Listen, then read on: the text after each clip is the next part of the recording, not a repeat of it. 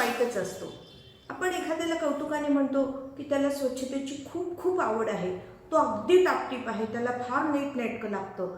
पण ही स्वच्छता जर अतिरेक होत असेल त्याचा, तर ते वाईटच समजलं जातं. हा एक मानसिक आजार समजला जातो, ज्याला OCD अर्थात ऑब्सेसिव्ह कंपल्सिव्ह डिसऑर्डर असं म्हटलं जातं. आता यामध्ये काय होतं आणि त्याची कारणं काय आहेत, त्याचे प्रकार काय आहेत, हेच आज आपण जाणून घेणार आहोत. नमस्कार, मी सौ मंजुषा कुर्डूकर मंजूळवाणी या आपल्या यूट्यूब चॅनलमध्ये तुम्हा सर्वांचं खूप खूप स्वागत करते. तर चला वळूया आजच्या विषयाकडे. ऑब्सेशन म्हणजे सतत विचार येणं. आता विचार तर आपण प्रत्येकजण करतच असतो, पण ह्या आजारामध्ये त्या व्यक्तीला सतत म्हणजे खूप जास्त प्रमाणामध्ये एकसारखे एक विचार यायला लागतात आणि ह्या विचारांमधून त्याला अस्वस्थता यायला लागते, डिप्रेशन यायला लागतं. आणि याची पुढचीच पायरी आहे की कंपल्सिव्ह, यामध्ये कृती केली जाते. एखादी कृती वारंवार करणे. आता ह्या ऑब्सेसिव्ह कंपल्शनचे काही प्रकार आहेत, ज्यामध्ये पहिला प्रकार आहे कंटॅमिनेशन ऑब्सेशन, ज्यामध्ये सतत ती व्यक्ती सॅनिटायझरने हात धुते. कितीही वेळेस हात धुतले तरी त्यांना ते अस्वच्छ वाटायला लागतं. सतत आपल्या हाताला काहीतरी घाण लागलेली आहे, आपण काहीतरी घाण हात झालेले आहेत आणि ते धुतलेच पाहिजेत. आणि जर तसं त्यांना शक्य झालं नाही तर ती व्यक्ती अत्यंत अस्वस्थ होते आणि ते म्हणजे राग पण यायला लागतो त्यांना की स्वतः तर करतातच, पण इतरांनी करावं अशी पण ते वरचेवर अपेक्षा करू लागतात. आणि तेव्हा परिस्थिती खूप अवघड होते. कारण जेव्हा आपण आपल्यापुरती स्वच्छता करणं ठीक आहे, पण दुसऱ्यांनी पण आपल्याच मनाप्रमाणे वागावं म्हणून जर आपण त्या गोष्टीवरती कंपल्शन करू लागलो तर मात्र ती सिच्युएशन खूप अवघड होऊन बसते. मग अशा व्यक्तींना घरात येणारी प्रत्येक गोष्ट घाण घेऊन येत आहे. आपल्याकडे सगळे जंतू संसर्ग खूप येत आहेत. सगळे म्हणजे काय व्हायरल इन्फेक्शन आपल्या घरात होईल का, किंवा होत आहे, किंवा बाहेरून सगळे लोक जे येत आहेत ते खूप घाणेरडे आहेत, अस्वच्छ आहेत आणि त्यांनी स्वच्छ केलं पाहिजे. म्हणजे ती व्यक्ती केवळ त्याच नजरेने प्रत्येकाला बघत असते आणि त्यामुळे त्यांचे नातेसंबंध अर्थातच खूप बिघडतात. कारण अशा व्यक्तीसोबत कोणालाच राहायला आवडत नाही, जी सतत आपल्यावरती टीका करत आहे. दुसरा एक प्रकार आहे यात सिमेट्री ऑब्सेशन. आता ज्यामध्ये काही व्यक्तींना ना एक प्रकारचा नाद असतो की प्रत्येक गोष्ट त्यांना परफेक्ट हवी असते. म्हणजे कपड्याची घडी घातली तर अगदी कोणात कोण एकमेकांना जुळवून, काही फर्निचर वगैरे ठेवायचं असेल तर ते एक्झॅक्ट एकावरती एक किंवा या विशिष्ट कोणामध्येच ते ठेवलं पाहिजे. अशा प्रकारचं ते परफेक्शन त्यांना स्वतःपुरतं असेल तर ते ठीक आहे, पण ते दुसऱ्यांना पण अशाच प्रकारचं बंधन घालू पाहतात आणि याला म्हणतात सिमेट्री ऑब्सेशन. तिसरा प्रकार आहे ॲग्रेसिव्ह कंपल्शन. तर यामध्ये या व्यक्तीनं स्वतःवरतीच वैतागलेले असतात, चिडलेले असतात, नाराज असतात आणि त्यामुळे त्यांना सतत असं वाटत असतं की माझ्यातच काहीतरी कमी आहे, मी कुठेतरी कमी पडत आहे किंवा माझंच चुकत आहे. आणि मग ते स्वतःवरती रागराग करतात, मला हे नाही आहे, मला ते नाही आहे, मी अशी दिसते, किंवा माझ्याकडे एवढा पैसा नाही आहे, माझ्याकडे बुद्धी नाही आहे, परफेक्शन नाही आहे. अशा प्रकारे ते स्वतःवरतीच रागराग करत असतात आणि त्यातून ते डिप्रेशनमध्ये जातात.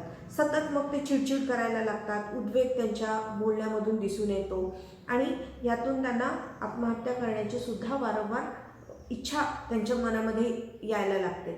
तर हे खूप धोकादायक असतं. पुढचा प्रकार आहे रिलिजियस ऑब्सेशन.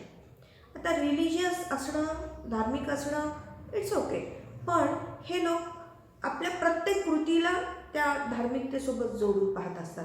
म्हणजे एखादं खूप देवदेव करणं, स्तोत्र म्हणणं, धूप दीप घरामध्ये सारखं काहीतरी ओवाळत राहणं, काहीतरी म्हणजे त्यांच्या डोक्यात असं सतत होतं राहतं. आणि ते जेव्हा करू शकले नाहीत, अगर कुठे ते बाहेरगावी आहेत किंवा ते पूजापाठ त्यांच्याकडून होऊ शकला नाही, आजारपणामुळे असेल, तर त्यांना इतकं अपराधी वाटायला लागतं ते, आणि आपण काहीतरी भयंकर मोठी चूक केली आहे अशा प्रकारचं त्यांच्या मनावरती बर्डन येतं आणि त्यातून ते स्वतःवरतीच मग नाराज व्हायला लागतात आणि अस्वस्थ होऊ लागतात ते. मग ते सतत एकतर देवाचं हा एक प्रकार आहे. आणि दुसरा याचा प्रकार आहे की त्यांना देवाबद्दल नको ते असे वाईट विचार यायला लागतात, निगेटिव्ह. म्हणजे देवाला मानणं आणि देवाला न मानणं ह्याचा सुद्धा अतिरेक करणारे काही लोक असतात.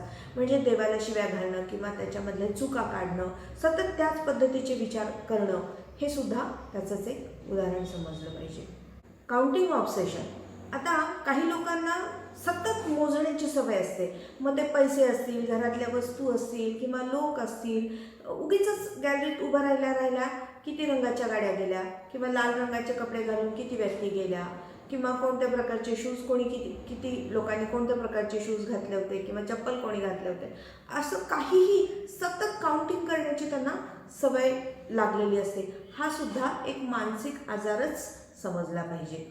तर काही लोकांना अशी सवय असते की पुस्तकाची पानच मोजत बसतील, किंवा घरातल्या वाट्या चमचे पुन्हा पुन्हा मोजायचे. घरातले आपले जे काही पैसे जर आपल्याकडे काही असतील तर ते उगीचच पुन्हा पुन्हा मोजून बघायचे. अशा प्रकारची ही सवय असणं हे सुद्धा एक मानसिक आजाराचंच लक्षण आहे. असे अजूनही काही प्रकार आहेत. एकूणच काय तर अतिविचार करणं आणि त्यातून अशा प्रकारच्या OCD ह्या समस्या निर्माण होतात. तर त्याच्यावरती उपाय करणं खूप गरजेचं आहे. सगळ्यात पहिली गोष्ट म्हणजे आपल्याला हा एक मानसिक आजार झालेला आहे हे आपण मान्य केलं पाहिजे. आणि जेव्हा आपण ही गोष्ट मान्य करू त्यातूनच आपण त्याला सुधारण्याचा पण प्रयत्न करू शकू. जर आपण मान्यच केलं नाही आहे की हा काही मानसिक आजार आहे आणि यामुळे काही त्रास होत आहे, हेच जर तुम्हाला मान्य नसेल तर आपण काहीच करू शकत नाही. त्यामुळे त्या व्यक्तीने हे स्वतःकडे आत्मनिरीक्षण करावं आणि त्यातून जर काही आपल्याला काही वेगळ्या आपल्या हालचाली किंवा आपले विचार इतरांपेक्षा खूप वेगळे आहेत आणि जे इतरांना न पटणारे आहेत, आपल्यासोबत कोणीच जुळवून घेत नाही, का जुळवून घेत नाही ह्याचा मनापासून विचार करावा. आणि त्या दृष्टीने जर आपल्याला काही डॉक्टरांची वगैरे मदत लागणार असेल तर ती घेण्यास अजिबात लाजण्याचं काही कारण नाही. जसं आपण डोकं दुखू लागलं किंवा हात पाय मुरगळला, काही अवघडला, काही दुखत असेल तर आपण लगेच डॉक्टरांकडे जातो, त्यांच्याकडून योग्य ते उपचार घेतो आणि आपण ठणठणीत बरे होतो. याच पद्धतीचा हा सुद्धा मानसिक आजार आहे.